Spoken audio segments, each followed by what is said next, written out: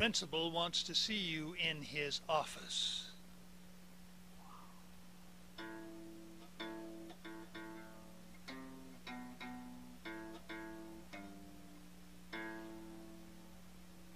These words could strike terror into the heart of any student in our high school. Except me. Well, maybe others, but did not strike terror in my heart because I was the student body president. And I knew how to work with these faculty and administrative people. I had been the student body president in junior high school, and now I was doing an encore of my performance there.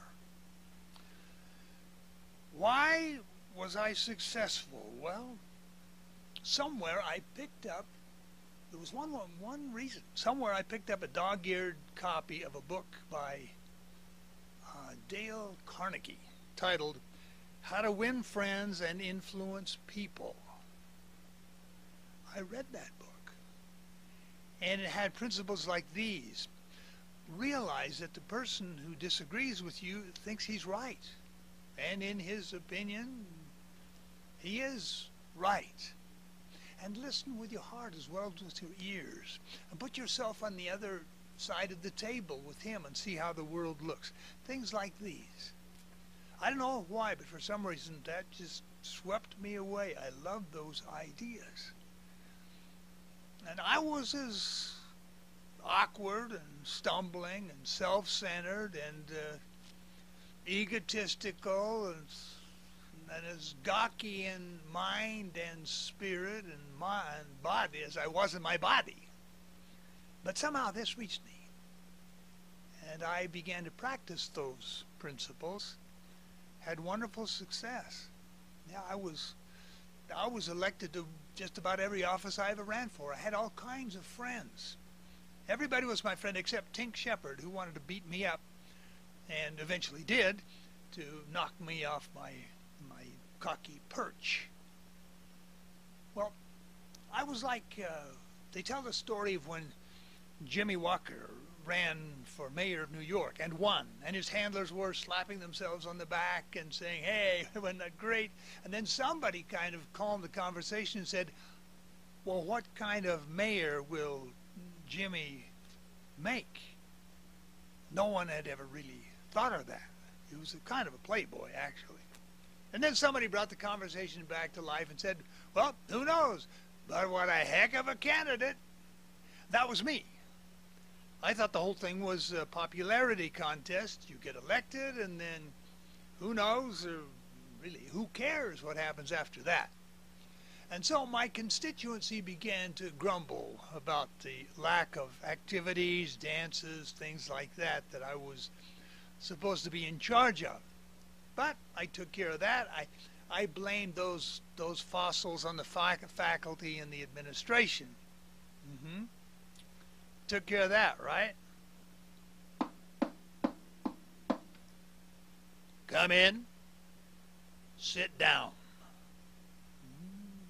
We had a new principal. We had worn out the old one, a gentle gentleman named Louis Bates. And this was Principal Reed Jones. He also did things in the community, like umpiring baseball games. And at one time, his son told me this, he threw his own son out of the game for questioning one of his calls, strike calls. So even the faculty was sort of tiptoeing around with Principal Jones. What was I thinking of? Or not? Well, that was quite an hour I spent with him. An hour that flew by like a snail on crutches. And he turned me into mincemeat. When he finally called off his verbal attack dogs and told me I could leave, he didn't have to open the door for me. I just walked out underneath it. Well, that miserable, embarrassing, ghastly hour with the principal was one of the greatest things that ever happened to me. I resolved then I would take responsibility for what I did. I wouldn't blame other people or my environment. I would take it.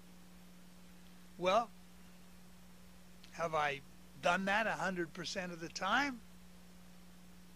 Well, if I said I had, then you'd know I was adding lying to my other sin of passing the buck. But I've tried. And in the words of that eminent philosopher Yoda, there is only doing or not doing. There is no try. True. And I have done and not done. And when I have done, I have made progress. When I have not done, I have fallen back. But over the years, I think I've made a little bit of progress.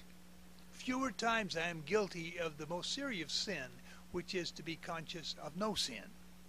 Don't know who said that, but very true. So that's my message for today. And if you don't like what I have written and what I've said, I'm disappointed. But it's all my fault.